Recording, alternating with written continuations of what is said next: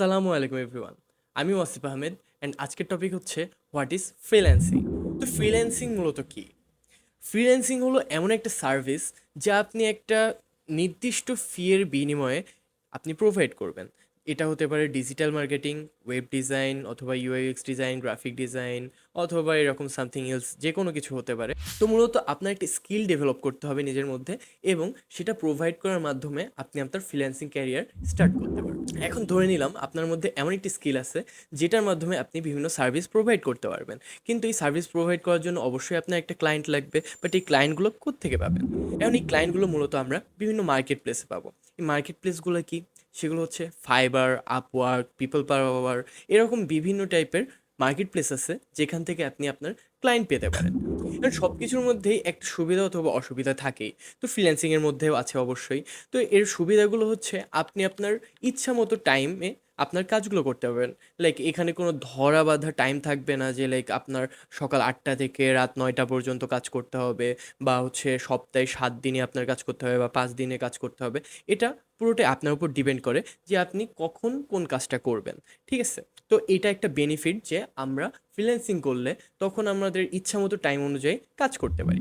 কারণ এখানে আপনার স্কিল থাকলে অবশ্যই আপনি জব পাচ্ছেন। অ্যান্ড এটা লাইক আপনার একজনের উপর ডিপেন্ড থাকা লাগতেছে না যে আমার এই চাকরিটায় করা লাগবে বা এরকম সামথিং এলস। সেকেন্ড যে জিনিসটা সেটা হচ্ছে আপনার কারো আন্ডারে থেকে জব করা লাগতেছে না। এখানে আপনি আপনার বস। সেটা কীভাবে?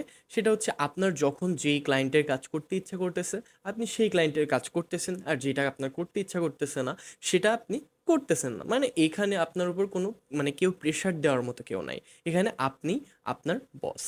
এখন অসুবিধার মধ্যে একটা মেইনলি অসুবিধা আছে, বাকিগুলো আমি তেমন একটা অসুবিধা মনে করি না। সেটা হচ্ছে কি, ক্লায়েন্ট না পাওয়া।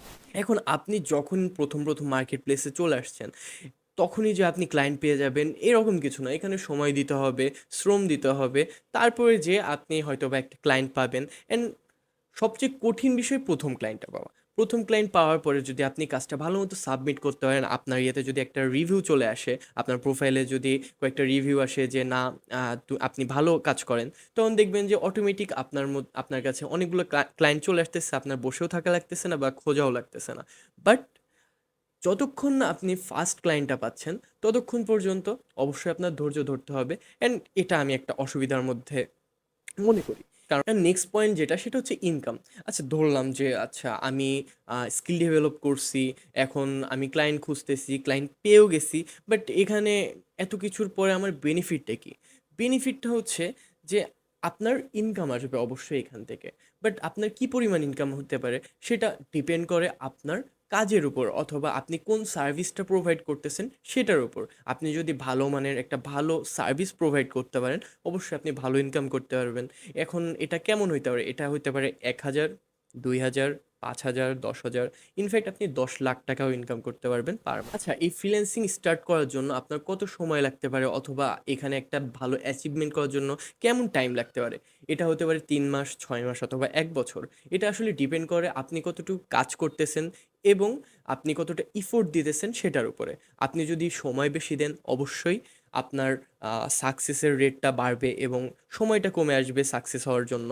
আর যদি আপনি দেখেন যে না আমার এখন আস্তে ধীরে করলেই হবে, আমার হাতে এখনও সময় আছে, তাহলে অবশ্যই সময় লাগবে। বাট আমি সাজেস্ট করব যে আপনি আপনার বেস্টটা দিয়ে ট্রাই করেন। ইনশাল্লাহ আপনি খুব তাড়াতাড়ি একটা ক্লায়েন্ট পেতে পারেন এবং এর মাধ্যমে আপনি আপনার ফ্রিল্যান্সিং ক্যারিয়ারটাই স্টার্ট করতে পারেন।